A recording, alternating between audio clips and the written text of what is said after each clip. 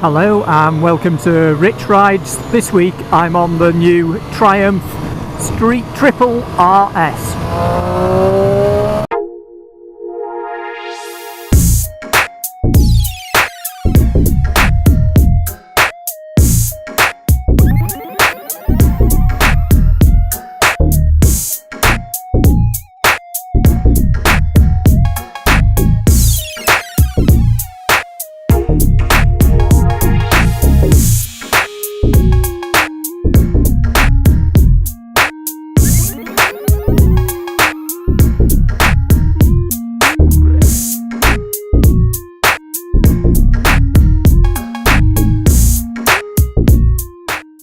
So first of all, let's talk about the seating position. My legs are fairly acutely bent, but it is comfortable. I'm 6 foot tall, my legs are tucked under and I don't feel cramped. You're bent slightly forward, so there is some weight on your wrists, but it's definitely not uncomfortable. The bars are quite wide, but not silly wide, so it'd be okay for filtering. So low speed controls decent. It's a very light bike and quite a physically small bike. So I'm just coming into a sort of town centre with a bit of traffic and it feels super nimble and easy. You're not wrestling it around. All controls are sort of as you'd expect. With it being sort of the RS model, it has lots of different modes. I think this one has 6, even though the lesser S model that has modes but not as many, and that's all controlled here, and lovely TFT screen as well. So as you can see there, my feet are easily flat. I'm not sure the exact seat height, but it seems to be quite low, but I'll put a link to the specs in the description anyway. Mirrors look quite funky. They work quite well. You do get a little bit of elbowing. Initially I thought they weren't working that well, but they just needed adjusting to be a lot higher than I'd have expected. Then they work nicely, but like I say, you just get a little bit of elbow, and only at much higher speeds do you get any sort of vibration, and even then it's really minimal. Like I say, the TFT's got loads of information: big rev counter, your speedo, gear position indicator, fuel gauge. I'm literally just about to get some fuel, and miles per gallon, as you can see there. Then I'm getting just over 50.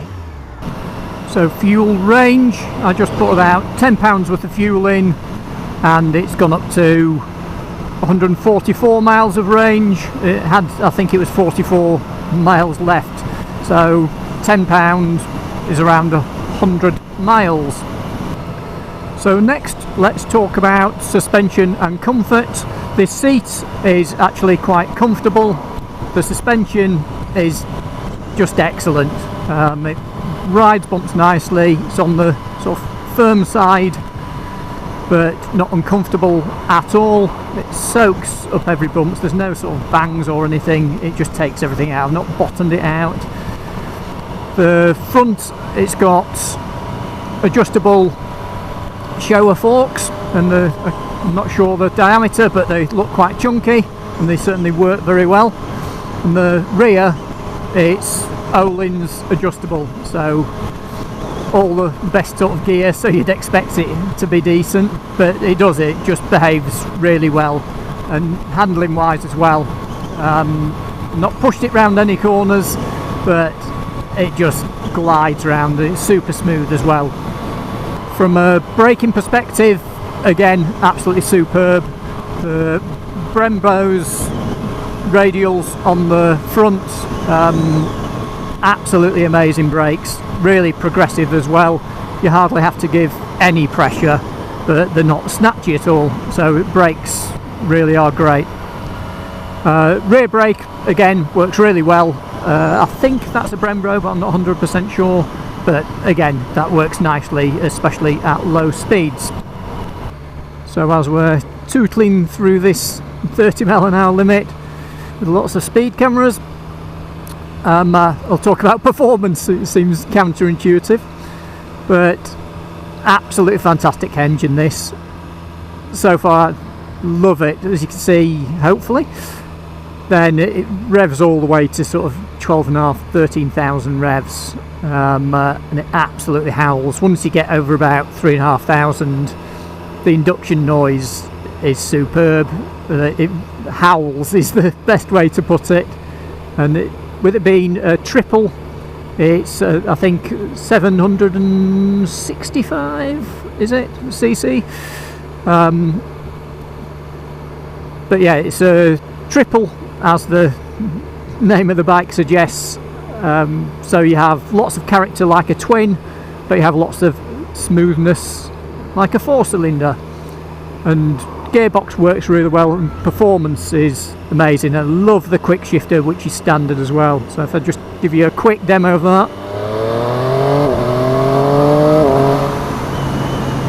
and you could make some pretty rapid progress.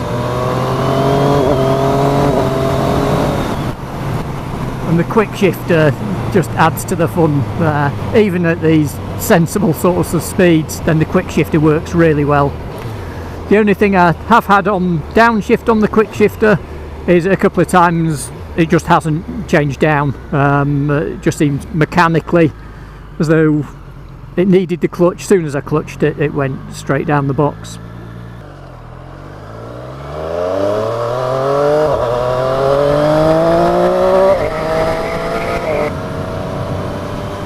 As far as wind protection is concerned, there isn't really any. It does have this tiny sort of fly screen. You are getting wind blast, but it's nothing worse than you'd expect. So it's just to be expected, really. But this TFT screen, every time I look down, it just reminds me how good it is. So performance, now we're not in a 30, I'll give you a very quick demo.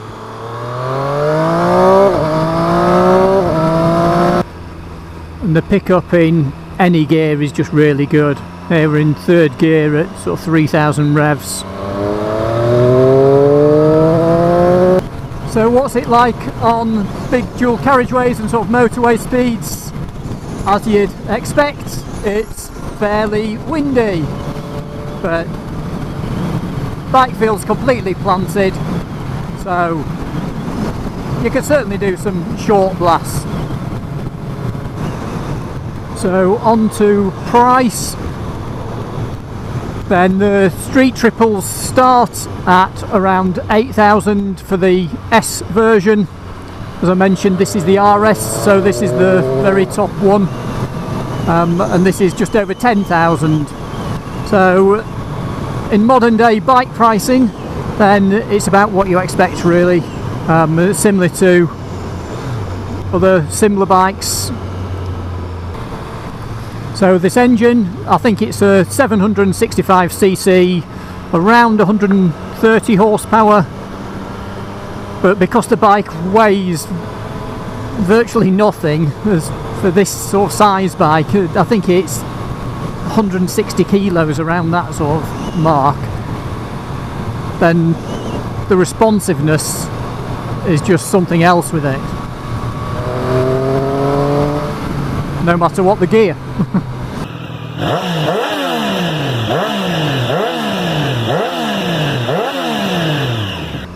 So who's this bike aimed at? I think it's aimed at someone who just wants a really good, fun, bit of a hooligan bike.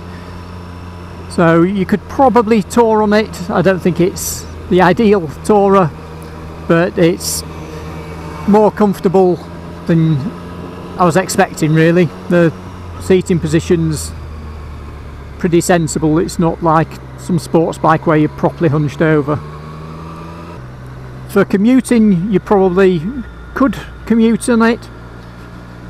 As I said before, then the bars aren't too wide, It's a physically small bike, so you could easily filter on it, but because of the lack of protection you probably wouldn't want to commute in winter on it, because you're getting blasted with the rain.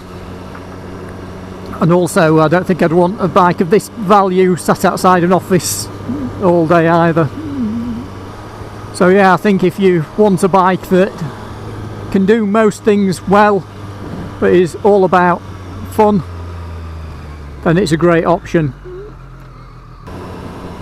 So let's do my usual 3 biggest positives. So for me then, number 1 is this engine and the speed of the thing, and it's pretty intoxicating. When you wind this engine up, it just absolutely howls.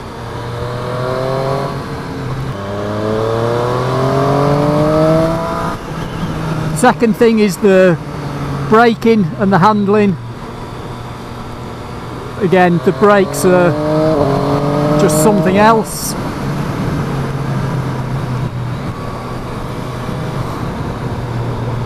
As I mentioned before, then they're just so progressive, and handling is superb on it. I'm by no means a fast rider, but even I can tell just how sort of planted and how well this bike handles.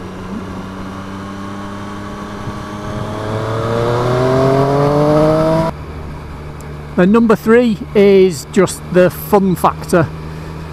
Then I do think you could live with this as your only bike, where some sports bikes you wouldn't want to be on them for more than half an hour at a time, where this is actually pretty comfortable, but it still feels like a sports bike. So on to my usual negatives, because I like to not just give the positives, but as usual there's not that many really, and the very niggly things. So the first one is the side stand. It's a bit tucked up behind the rear pillion peg, but it's nowhere near as bad as that Moto Guzzi, so that's not too bad. The second thing, I absolutely love the quick shifter on it, but the auto blipper on the sort of downshifts, then quite a few times then it's just not gone down the gear when I've stepped on it. I've had to use the clutch. It feels just like there's a mechanical stop, it's just not engaging the clutch. But that's only happened a handful of times, so that's one thing. But yeah, apart from that, there's one other tiny thing at really low speeds, so I'm talking sort of first gear, less than 10 mile an hour, then it's a bit lumpy is the engine. It's not sort of on-off throttle that's the issue, it just feels a little bit lumpy, but like I say, that's only a real thing less than 10 miles an hour, so it's nothing really to worry about, but I just thought I'd mention it. So that's it for this week.